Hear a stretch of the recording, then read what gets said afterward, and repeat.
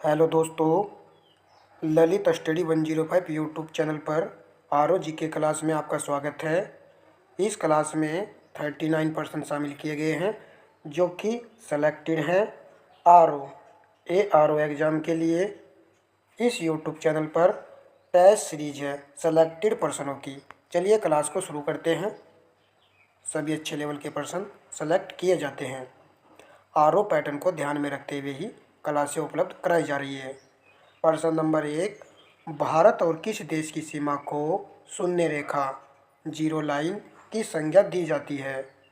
Myanmar, Bhutan, चीन, उपरोक्त में से कोई नहीं। प्रश्न का उत्तर ऑप्शन डी विकल्प है, उपरोक्त में से कोई नहीं। भारत और बांग्लादेश की सीमा रेखा को जीरो लाइन की संज्ञा दी जाती है। नेक्स्ट प्रश्न देखते हैं। समुद्री शैवाल पद का सर्वोत्तम वर्णन निम्नलिखित में से किसके द्वारा किया जाता है? बीच पर उगने वाले शैवाल, समुद्र तल के सूक्ष्म हरे पादप, समुद्र में बहुकोशिकीय शैवाल उत्पादन, महासागर के परजीवी पादप। प्रश्न का उत्तर ऑप्शन सी विकल्प है, समुद्र में बहुकोशिकीय शैवाल उत्पादन को समुद्री शैवाल पद का सर्वोत्तम वर्णन किया जाता है। प्रश्न नंबर 3, कथन कारण का प्रश्न है। महासागरों में कर्क और मकर रेखा के पास लवणता अधिक होती है। कारण, जहाँ तापक्रम ऊंचा रहता है वहाँ लवणता अधिक पाई जाती है। देखिए यहाँ पर ए वाला आएगा या फिर बी वाला आंसर। प्रश्न का उत्तर ऑप्शन ए विकल्प है, कथन कारण दोनों सत्य है। कारण कथन की सही व्याख्या करता है। सभी अच्छे लेवल के पर्सन इसमें सेलेक्ट किए गए हैं, तो वीडियो को आप पूरा वॉच कीजिएगा।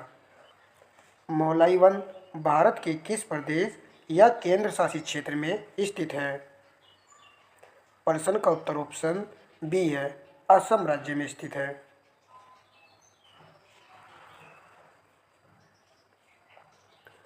प्रश्न नंबर 5, द्रव्यमान और भार के बारे में निम्नलिखित में से क्या सही है? आंसर लगाइए। प्रश्न का उत्तर ऑप्शन ए विकल्प है, द्रव्यमान एक अदिश राशि है और भार एक सदिश राशि है। ऑप्शन ए यहाँ पर राइट आंसर है। प्रश्न नंबर 6, किस रुधिर वर्ग में कोई एंटीजन नहीं होता है? प्रश्न का उत्तर ऑप्शन डी है, और रुधिर वर्ग में कोई भी एंटीजन नहीं होता है। प्रश्न नंबर 7, पेट्रोलियम निर्यातक देशों का संगठन ओपेक की स्थापना वर्ष 1960 में बगदाद में हुई थी। इसका मुख्यालय कहाँ स्थित है? प्रश्न का उत्तर ऑप्शन सी है, वियना में स्थित है। ओपेक की स्थापना याद रखना है 1960 में हुई थी, और कहाँ हुई थी? बगदाद में हुई थी। ये पॉइंट जरा अच्छा है। प्रश्न नंबर 8, मत्स्य ग्रहण क्षेत्र अधिकतर उच्च अक्षांशों में स्थित होते हैं। कारण, कूट के आधार पर प्रश्न का उत्तर हमें देना है। तट रेखा का अधिक लंबा होना, महाद्वीपीय मगन तटों का अधिक विस्तार, सागरी जल के तापमान का 20 डिग्री सेंटीग्रेड से कम होना, कम जनसंख्या। प्रश्न का उत्तर ऑप्शन ए विकल्प है। यहाँ पर 1, 2 और 3 यहाँ पर सही है, जबकि कम जनसंख्या होना इसका कारण नहीं है।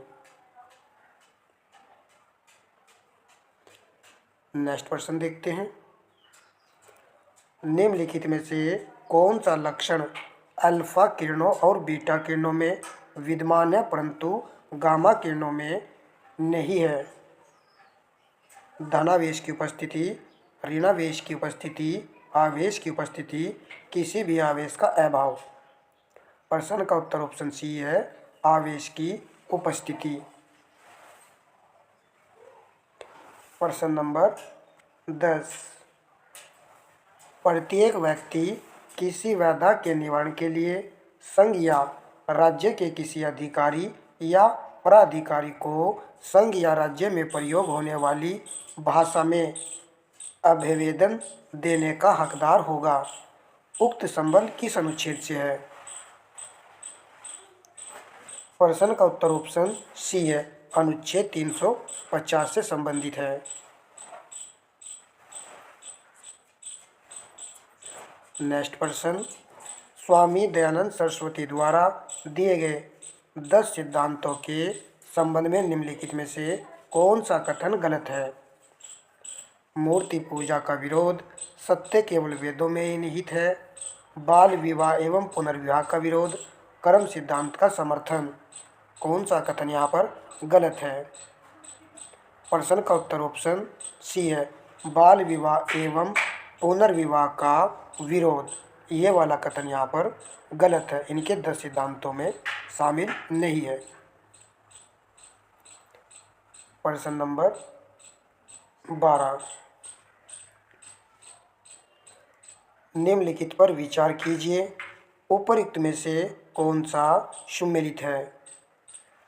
हाइपोथैलेमस शरीर के तापक्रम का नियंत्रण, केशोरुक रज्जु स्पाइनल कोड प्रतिवर्ती क्रिया का नियंत्रण, रिफ्लेक्स एक्शन, सेरिबरम सोच वह संज्ञानात्मक क्रियाओं का नियंत्रण। देखिए यहाँ पर क्या तीनों पॉइंट सही है या फिर कोई पॉइंट सही नहीं है? प्रश्न का उत्तर ऑप्शन डी है। इस प्रश्न में तीनों ही पॉइंट सही लिखे हुए हैं। सभी अच्छे लेवल के प्रश्न है, आप वीडियो को लाइक जरूर कर दीजिएगा। सेक लाइकेन है, एक परजीवी है, रासायनिक स्वपोषी है, अपघटक है, सहजीवी है। प्रश्न का उत्तर ऑप्शन डी है, सहजीवी है। प्रश्न नंबर 14, भारत में चालू उपभोग के स्तर में वृद्धि के कारण कौन सा भावी परिणाम होने वाला है? अर्थव्यवस्था का प्रश्न है। प्रश्न का उत्तर ऑप्शन सी है, भविष्य में अधिक आर्थिक विकास। प्रश्न नंबर 15, हड्डी का प्रयोग उर्वरक के रूप में किया जाता है क्योंकि इसमें पौधा पोषक तत्व होता है। तो हड्डी का प्रयोग उर्वरक के रूप में किया जाता है, तो इसमें कौन सा पोषक तत्व विद्यमान होता है? प्रश्न का उत्तर ऑप्शन बी है, फास्फोरस। प्रश्न नंबर 16, परवलयिक दर्पणों का प्रयोग किया जाता है कार की हेडलाइटों में, ड्राइविंग दर्पणों में, दंत चिकित्सक के दर्पणों में, शेविंग दर्पण में। प्रश्न का उत्तर ऑप्शन ए है, यहाँ पर कार की हेडलाइटों में प्रयोग किया जाता है परवलयिक दर्पणों का।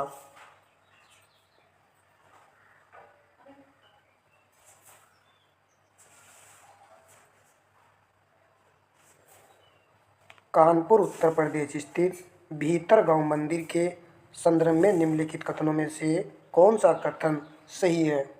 नीचे दिए गए कोड का प्रयोग करके सही उत्तर का चयन कीजिए। इस मंदिर का निर्माण 5वीं सदी से 6वीं सदी ईस्वी के मध्य हुआ। ईंटों से निर्मित यह भारत के प्राचीनतम मंदिरों में से एक है। देखिए यहाँ पर क्या ये दोनों पॉइंट सही है?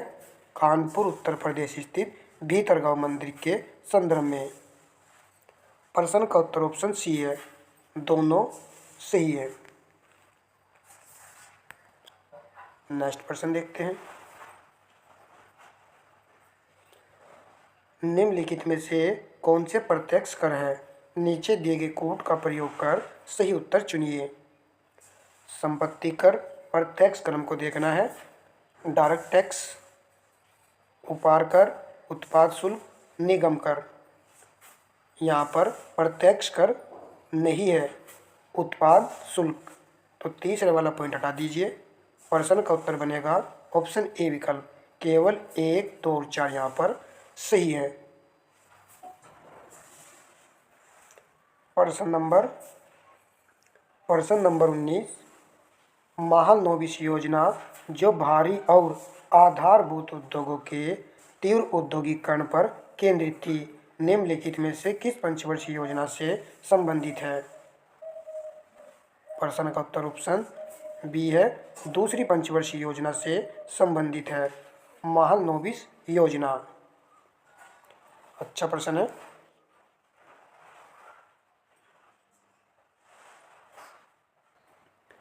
सूची फर्स्ट को सूची सेकंड से सम्मिलित कीजिए तथा नीचे दिए गए कोड का प्रयोग कर सही उत्तर चुनिए। सूची फर्स्ट में थर्मल पावर स्टेशन है और सूची सेकंड में स्थान दिया गया है। अनपरा थर्मल पावर स्टेशन यह सोनभद्र में स्थित है। ए का बनाएगा Harduaganj thermal power station Aligarh में है। बी का टू आएगा मेजा थर्मल पावर स्टेशन प्रयागराज में है। Unchahar thermal power station Raebareli में है। प्रश्न का उत्तर ऑप्शन ए विकल्प है। 1, 2, 3, 4 एक अच्छा और महत्वपूर्ण प्रश्न है, जरूर याद रखेंगे। मेजा थर्मल पावर स्टेशन प्रयागराज में है।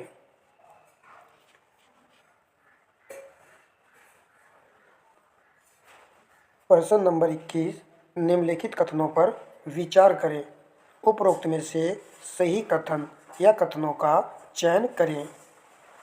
वर्ष 2024 के विश्व आर्द्रभूमि दिवस की थीम आर्द्रभूमि और मानव कल्याण है। बखीरा वन्यजीव अभयारण्य उत्तर प्रदेश के संत कबीर नगर जिले में स्थित है। प्रश्न का उत्तर ऑप्शन सी है। यहाँ पर दोनों ही कथन सही है। करंट का प्रश्न था। प्रश्न नंबर 22, सर्वाधिक जनघनत्व वाले जिले घटते क्रम में है। उत्तर प्रदेश संबंधी प्रश्न है।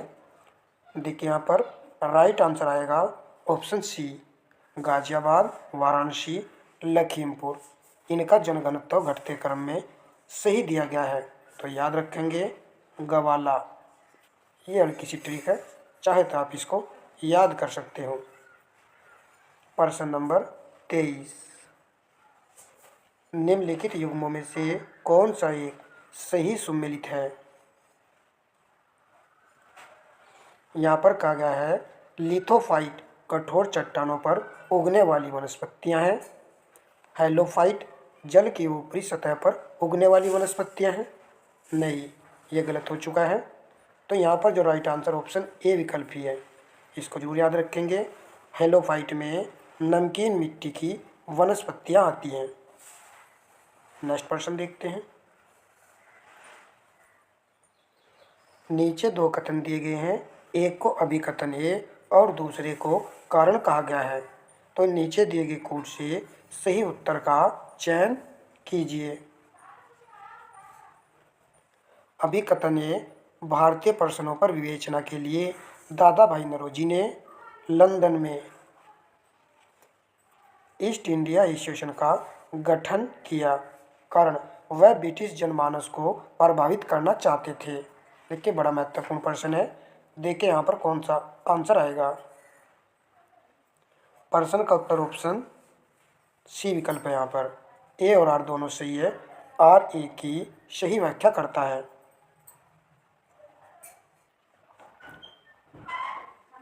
नेक्स्ट प्रश्न देखते हैं।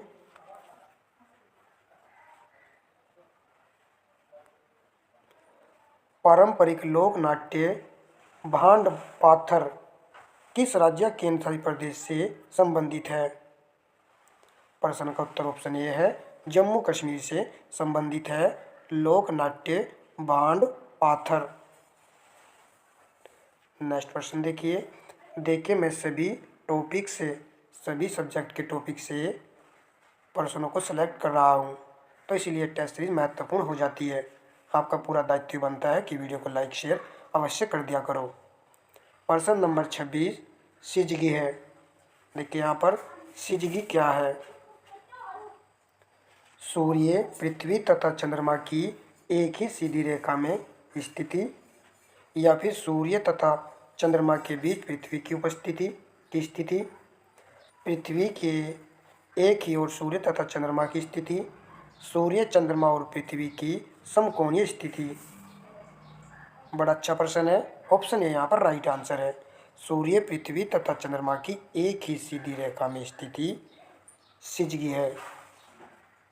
प्रश्न नंबर 27, सुमेलित कीजिए।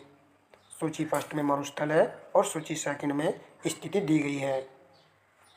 थार मरुस्थल, उत्तर पश्चिम भारत एवं पाकिस्तान, ए का बनाएगा। सोनोरान, सोनोरान मरुस्थल संयुक्त राज्य अमेरिका एवं मैक्सिको आएगा। काइजिलकुम, उज्बेकिस्तान एवं कजाकिस्तान, सी का 3 है। गोबी मरुस्थल, मंगोलिया एवं आंतरिक मंगोलिया, तो यहाँ पर राइट आंसर ऑप्शन ए विकल्प है। इनकी पूरी पूरी स्थिति स्पष्ट तरीके से दे रखी है प्रश्न में। चलिए अब हम प्रश्न नंबर देखते हैं 28, सुमेलित कीजिए। सूची फर्स्ट चांदी उत्खनन क्षेत्र है और सूची सेकंड संबंधित देश है। चिहुआ संबंधित देश है मैक्सिको, ए का 2 आएगा। सडबरी कनाडा, बी का 3 आएगा। बाल्टविन म्यांमार, सी का 1 आएगा। सिरो डी पास्को पेरू, और डी का 4 आएगा। प्रश्न का उत्तर ऑप्शन सी विकल्प है। 2, 3, 1, 4, इसको आप वेरी वेरी इंपॉर्टेंट क्वेश्चन मान सकते हो। चलिए अब नेक्स्ट प्रश्न देखते हैं। वाक और अभिव्यक्ति की स्वतंत्रता में निम्न में से कौन से शामिल हैं? सही कोट का चयन करें। वाक और अभिव्यक्ति की स्वतंत्रता से संबंधित कौन से पॉइंट यहाँ पर सही है? प्रेस की स्वतंत्रता सही है। प्रदर्शन का अधिकार, वैश्विक विज्ञापन की स्वतंत्रता, और पहला पॉइंट दिया गया है हड़ताल का अधिकार, तो कौन सा यहाँ पर सही नहीं है? प्रश्न का उत्तर ऑप्शन बी है। 2, 3 और 4 यहाँ पर सही है। इसके अंतर्गत हड़ताल का अधिकार नहीं आएगा।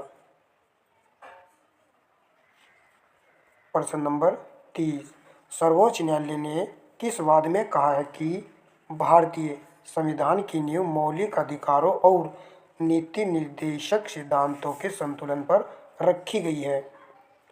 Golaknath case 1967, Minerva Mills case 1980, Maneka Gandhi case 1978, उपरोक्त में से कोई नहीं। प्रश्न का उत्तर ऑप्शन बी विकल्प है। मिनर्वा मिल्स केस 1980 में यह कहा गया है। तो जिन विद्यार्थियों ने ऑप्शन बी चुना है उनका यहाँ पर राइट आंसर था। प्रश्न नंबर 31, केंद्रीय सूचना आयोग के संदर्भ में निम्नलिखित कथनों पर विचार कीजिए। उपयुक्त में से कौन सा या कौन से कथन सही है? कूट के आधार पर सही उत्तर का चयन करना है। केंद्रीय सूचना आयोग यह एक संवैधानिक निकाय है। फिर दूसरा पॉइंट दिया है, इस आयोग में मुख्य सूचना आयुक्त और अधिकतम 6 सूचना आयुक्त होंगे। देखिए यहाँ पर क्या दोनों पॉइंट सही है या फिर दोनों सही नहीं है, या कोई एक पॉइंट यहाँ पर सही है? प्रश्न का उत्तर ऑप्शन डी है। न तो एक और न ही 2 सही है। यह एक संवैधानिक निकाय नहीं है। और यहाँ पर एक मुख्य सूचना आयुक्त, अधिकतम 6 नहीं है, 10 सूचना आयुक्त हो सकते हैं। तो इस प्रकार यहाँ पर डी आंसर है।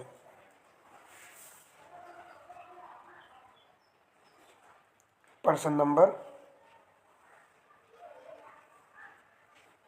32, गयासुद्दीन तुगलक के संबंध में निम्न कथनों पर विचार कीजिए। उपयुक्त में से सही कथन का हमें चयन करना है। इसने निर्णयों में एक रूपता के लिए विधि संहिता का निर्माण किया। इसने सल्तनत काल में सर्वप्रथम नहरों का निर्माण करवाया। तीसरा पॉइंट, दिल्ली सल्तनत के शासकों में सर्वाधिक विस्तृत साम्राज्य गयासुद्दीन तुगलक का था।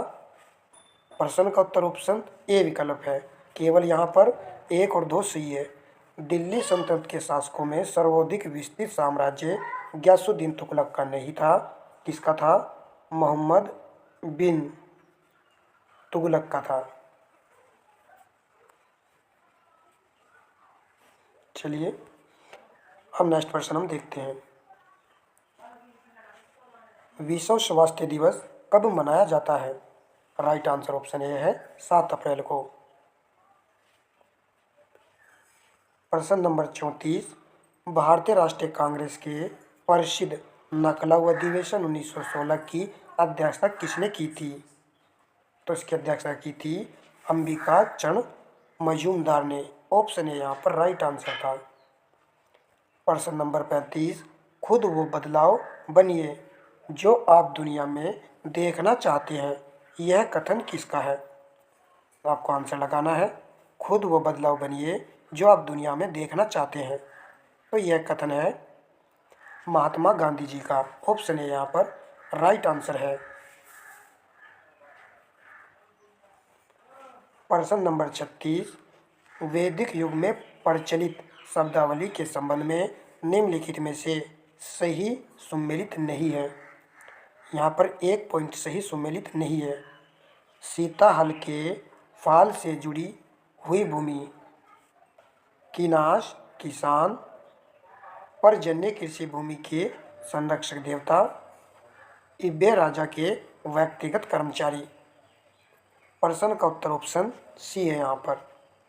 यहाँ पर जो दिया गया है पर्जन्य कृषि भूमि के संरक्षक देवता, देखिए ये सही सुमेलित नहीं है। पर्जन्य जो थे वे कृषि के नहीं, वे वर्षा के देवता थे। कितना महत्वपूर्ण प्रश्न है ये, जिसमें काफ़ी जानकारी दी गई है। प्रश्न नंबर 37, संकोश नदी किसकी सीमा बनाती है? आंसर ऑप्शन सी है, असम एवं पश्चिम बंगाल के बीच की सीमा बनाती है संकोश नदी। प्रश्न नंबर 38, कौन सी राज्य सरकार मुख्यमंत्री युवा उद्यमी विकास अभियान, मुख्यमंत्री युवा उद्यमी विकास अभियान एम युवा की ये फुल फॉर्म भी है, शुरू करने जा रही है? यानी कौन सी राज्य सरकार इस योजना को शुरू करने जा रही है? प्रश्न का उत्तर ऑप्शन ए विकल्प है यहाँ पर, उत्तर प्रदेश सरकार। वेरी वेरी इंपॉर्टेंट प्रश्न है, जरूर एग्जाम में छपेगा यह प्रश्न। प्रश्न नंबर 39, हाल ही में कुछ उत्पाद को प्राप्त भौगोलिक संकेत जीआई टैग के संबंध में निम्नलिखित में से सही कथन का चयन करें। पहला पॉइंट दिया है, मार्च 2024 में उड़ीसा राज्य के कटक जिले की प्रसिद्ध चांदी तारकसी को भौगोलिक संकेत जीआई टैग दिया गया है। बड़ा महत्वपूर्ण प्रश्न है ये। दूसरा पॉइंट है, असम में मंजुली द्वीप के पारंपरिक शिल्प मांजुली मास्क निर्माण और मांजुली पांडुलिपि पेंटिंग के लिए मार्च 2024 में भारत सरकार से 2 प्रतिष्ठित भौगोलिक संकेत जीआई टैग प्राप्त हुए हैं। क्या दोनों कथन यहाँ पर सही हैं या फिर कोई भी सही नहीं है? प्रश्न का उत्तर ऑप्शन सी है, यहाँ पर दोनों कथन सही है। वेरी वेरी इंपॉर्टेंट ये प्रश्न है। आज की क्लास में 39 प्रश्न हमने लगाए हैं, जिसमें करंट अफेयर के 3 प्रश्न शामिल थे। सेशन आपको कैसा लगा है कमेंट बॉक्स में जरूर बताइएगा। वीडियो को लाइक शेयर करना बिल्कुल भी ना भूलें, तो लाइक जरूर कर दीजिएगा।